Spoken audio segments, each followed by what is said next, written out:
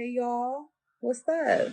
I just want to give a shout out to Petty Tupac TV. Make sure you go smash, like, and don't forget to subscribe. For real, for real. So you go do your 4 years. What do Hmm. you? We'll get into particulars of prison later, but you go do your 4 years. You come home. What do you do? Are you back selling dope? You like what's going on? No, first of all, I do my 4 years. That prison story a little deep. I end up in Louisiana in the federal detention center, you know. And when I'm in there, Master P, main man, like I told you before, he's in there. And that's why he was a Nation of Islam member. But I was a member of the Moors, and that's where I got to talking and learning a lot of stuff. And the feds was like college for me.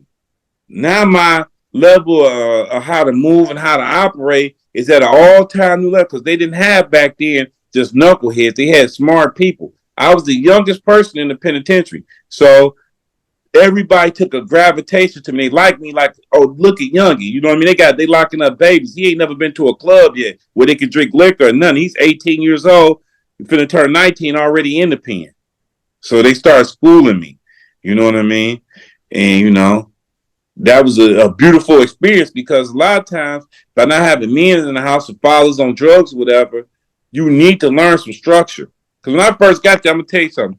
I went to eat my breakfast and I came back and my old head was like, "Hey man, check this out, man. Why you didn't make your bed?" It's like, man, I don't make my bed at home. I ain't making my motherfucking bed in here. Fuck this shit. I ain't doing shit. I'm mad, bitter about being in prison. He's like, look, man, we get to go to eat by the cleanliness of the unit.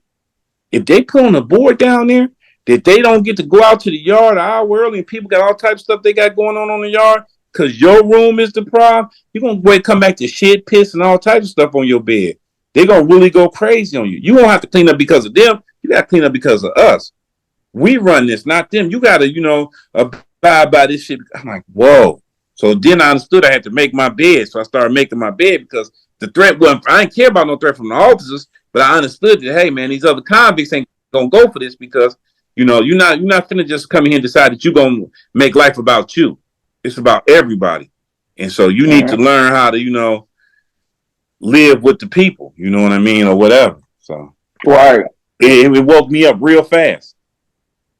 Who was Master P Man? His name is Boswell, Anthony Boswell. If you see that Uh, movie with him and Nicolas Cage, when he in the movie with Nicolas Cage, the guy sitting in the front seat with him, the light skinned guy, the guy in the body movie who told him, "I'm gonna take you to the big man house," and the big man was locked up with us on the federal yard. His name is Fred Scott. These are names you can look up and start doing some research to see that we was all at the same place at the same time and shit like that. You know what I mean? But me and mm-hmm. Bos was super tight.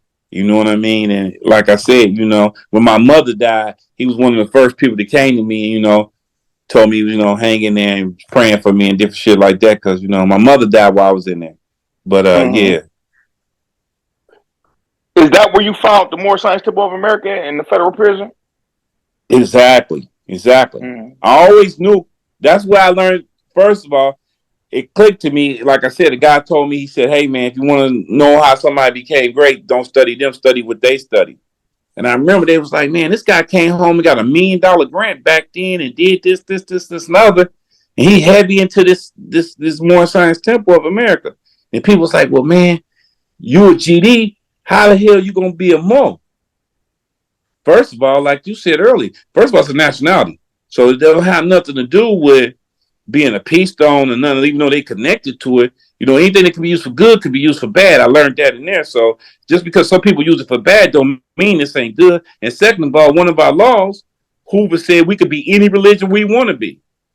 You get what I'm saying? So the old heads like, yeah, you can under that pretense. Then I learned later on as I did more research that we all used to be basically Muslims. We was all Main 21. We all come from this.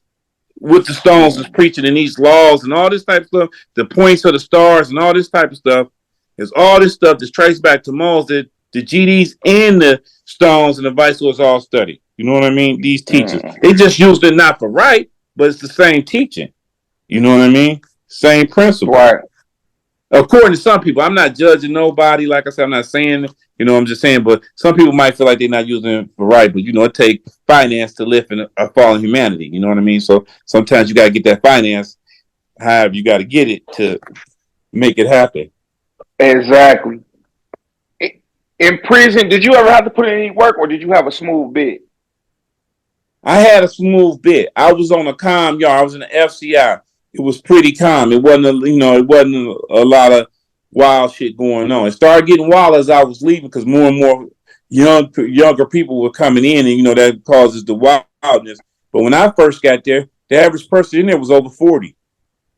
Okay. So it wasn't no young guys in there. You know what I mean? So it's just older guys. So it was pretty smooth for me. You know what I mean? It did, like I said, I'm from Chicago and Detroit, so and I knew a lot of people, and a lot of people knew my family who came in there from Chicago. A lot of people knew my family from Detroit too, because my grandfather and them ran, and uncles ran after hour spots where a lot of people gambled and all types of. So I had a good enough name and was so young that, like, you know how it is.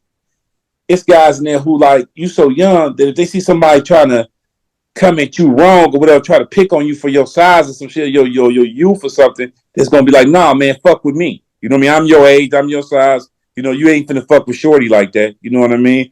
So that's how it was for me. You know what I mean? I don't know how it is for everybody. You know what I mean? But then, like I said, I got in there and I started like selling a lot of stuff. And I'm not talking about drugs. I was selling underwears and t-shirt, brand new stuff that people couldn't get out the laundry because I was a mo.